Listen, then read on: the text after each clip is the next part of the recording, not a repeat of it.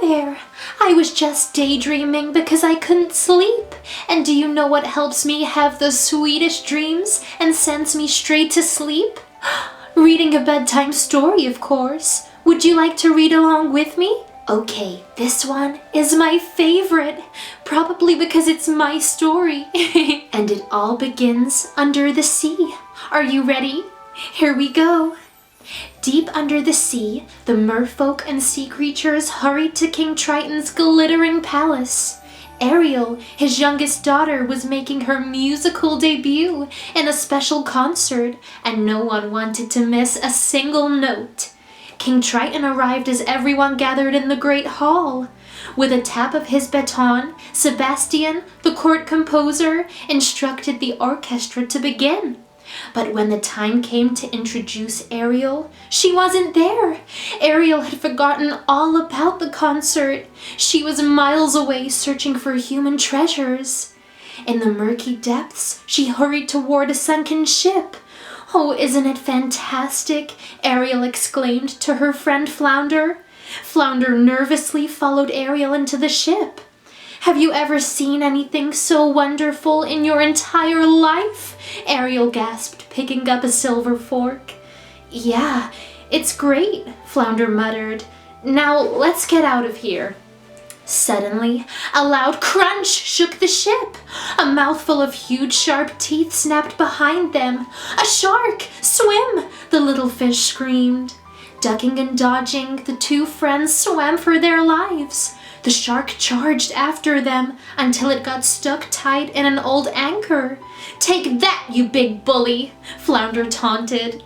Ariel and Flounder swam to the surface to find Scuttle, a silly seagull who claimed to know all about the human world. Scuttle examined the fork.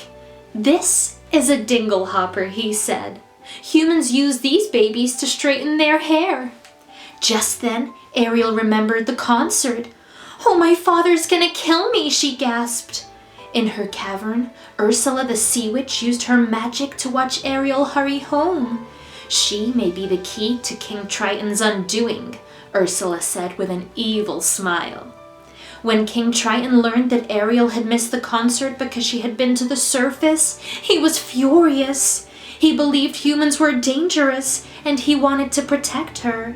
"You are never to go to the surface again," he commanded. The king asked Sebastian the crab to keep an eye on Ariel. Grumbling about his new role, Sebastian watched Ariel and Flounder sneak away from the palace. "Oh, what is that girl up to?" he wondered.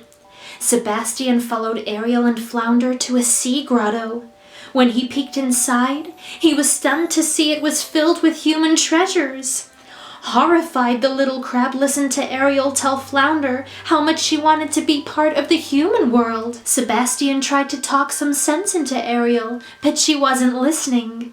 Before the frustrated crab could stop her, Ariel swam to the surface again to watch a ship that was sailing past. Peeking over the side of the ship, Ariel saw Prince Eric.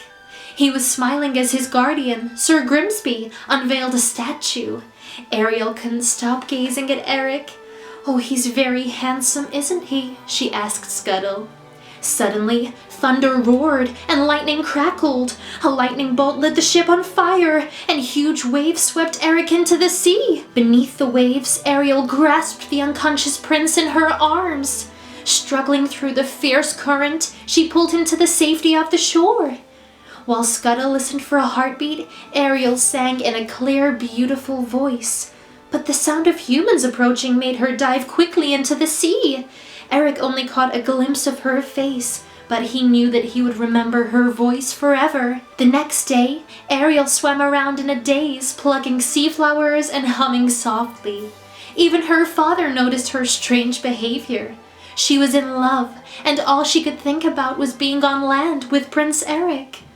Assuming his daughter was in love with a merman, the king questioned Sebastian. "I told her to stay away from humans," the flustered crab blurted out. "Humans?" Triton roared. Triton commanded Sebastian to lead him to Ariel right away. At the entrance to her grotto, he watched his love-struck daughter sing and talk to the statue of Eric that had fallen from the ship. Triton's rage grew. Furious, Triton burst in. "Contact between the human world and the mer world is strictly forbidden," he thundered. But Ariel wouldn't give in. "Daddy, I love him," she said defiantly. "If this is the only way to get through to you, then so be it," Triton shouted, raising his trident into the air. Flashes of light filled the room. In moments, the statue of Prince Eric and the rest of Ariel's treasures lay shattered on the ocean floor. As Ariel sobbed among the ruins of her grotto, Flotsam and Jetsam, Ursula's pet eels, slithered out from the shadows.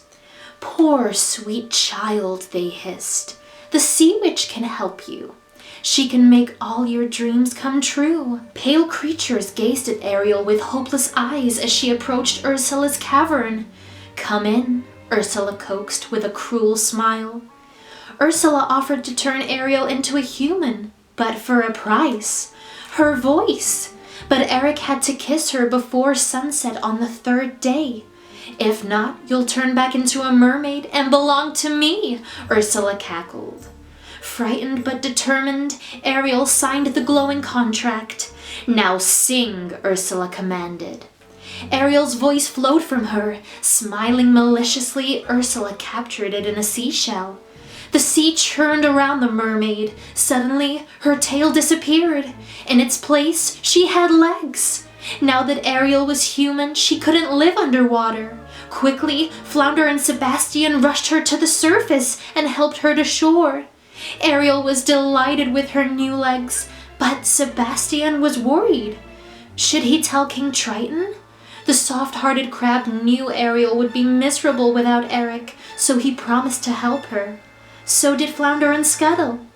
"If you want to be human, you have to dress like one," Scuttle explained. He and Sebastian wrapped Ariel in a ragged old sail. And just then, Prince Eric's dog, Max, bounded across the beach and Eric chased after him. "You look familiar," Eric told Ariel. He studied her face.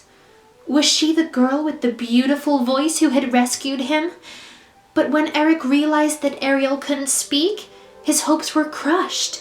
She couldn't be the girl that he sought. Eric took Ariel to his palace where his friendly servants cared for her. He couldn't believe how beautiful she looked when she appeared in the great hall, all cleaned up and in a lovely pink gown. While Ariel was discovering bubble baths, gowns, and shoes, poor Sebastian was not so lucky. Frantically, he cluttered around the palace kitchen, trying to escape the crazed castle chef. At the dinner table, Sebastian scuttled to safety beneath Ariel's platter, but Sir Grimsby and Eric didn't notice. They were watching Ariel comb her hair with a fork.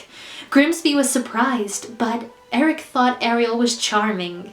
The next day, Prince Eric showed Ariel his kingdom. She smelled flowers, tasted human food, and danced for the first time. Eric's world was wonderful, and now she was a part of it. But he still had not kissed her, and there was only 1 day left. As the sun set, Eric took Ariel rowing on a lagoon. While they floated, Sebastian, with the help of the other creatures, orchestrated a love song. Prince Eric gazed at Ariel. He leaned closer, closer, their lips almost touching, when splash!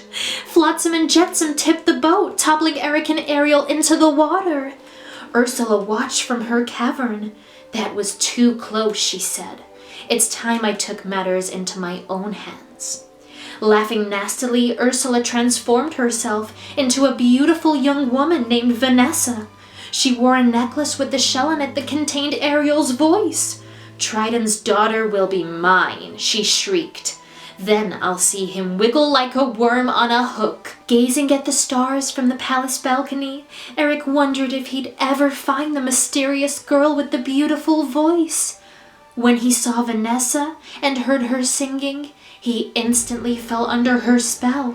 "Wake up!" Scuttle flew into Ariel's room the next morning. "Congratulations, we did it!" the excited gull squawked. "Eric's getting married today!" Ariel's heart filled with joy. Eric was in love with her. It was too wonderful to be true. But Eric wasn't marrying Ariel. Rushing downstairs, she overheard Eric announcing his marriage to Vanessa. The wedding ship departs at sunset, Eric told Grimsby in a dull, lifeless voice. Ariel watched Eric and Vanessa board their wedding ship. Her heart ached. She had lost her true love, and now she would never escape Ursula's clutches. Once aboard the ship, the sea witch gloated. Her plan was working beautifully. Soon, she would rule the seas. But Ursula didn't notice Scuttle peeking through a porthole or hear his gasp when he saw her true reflection in the mirror. Scuttle flew back to tell Ariel. I saw the witch. The witch watching the mirror, he spluttered. The prince is marrying the sea witch in disguise. They had to stop the wedding. Ariel clung to a barrel and Flounder towed her toward the ship, while Sebastian raced to find King Triton. But the sun was going down and they had to move fast. The wedding had already started when Flounder and Ariel arrived at the ship. Eric stood in a trance before the minister. His eyes were dull and glazed, but Vanessa's gleamed with triumph. She was sure she had won. But before Vanessa could say her vows, all the animals that Scuttle had rounded up came to the rescue. A flock of bluebirds swooped down, pecking Vanessa and yanking her hair, while pelicans, seals, starfish, and dolphins joined the attack. "Get off me, you slimy!" Vanessa screamed as Scuttle yanked the shell necklace from her neck. It flew through the air and shattered on the deck. Ariel's voice flowed back to her. "Eric?" she spoke at last. Eric was suddenly released from the spell. "You're the one!" he exclaimed, looking at Ariel. "It was you all the time!" "Get away from her!" Vanessa screamed. Before Prince Eric could kiss Ariel, the sun sank beneath the horizon. "You're too late!" Vanessa shouted triumphantly as Ariel became a mermaid again. With a flash of lightning, Vanessa transformed back into Ursula and dragged Ariel into the sea. But Eric went after Ariel. "I'm not going to lose her again," he shouted. Suddenly, King Triton appeared, brandishing his trident. "Ursula, let her go." "She's mine now," Ursula replied, showing him Ariel's contract. "We made a deal." "Of course," she added, "I might be willing to make an exchange." To save his beloved daughter, Triton agreed to take Ariel's place. Now he would be Ursula's servant forever. Ariel watched horrified as her father turned pale and began to shrivel away. Ursula began to grow larger and larger until she towered above the sea. She stirred the waves with the king's trident, churning them into spinning whirlpools. "Now I am the ruler of all the ocean," she declared. "Say goodbye to your sweetheart," Ursula chuckled, aiming fiery bolts at Eric. But he didn't give up. Just then, he saw an ancient sunken ship rising through a whirlpool. He clambered aboard and steered its jagged bow through Ursula's heart. With a howl, the sea witch disappeared beneath the waves. Her spell was broken. Her power had ended forever. King Triton and all of the other poor unfortunate souls she had tricked were free at last. But Ariel was a mermaid, and Eric would always be a human. King Triton watched his daughter gaze longingly toward the shore and her true love. With a sigh, he touched his trident to the water, and Ariel became human once again. King Triton smiled tenderly as he watched Ariel reunite with Prince Eric, her one true love. Ariel's friends and family cheered as Ariel and Prince Eric wed. At last she was part of the human world she loved, and she would live there happily ever after. Well, I don't know about you, but I sure am sleepy now. Good night and sweet dreams, everybody.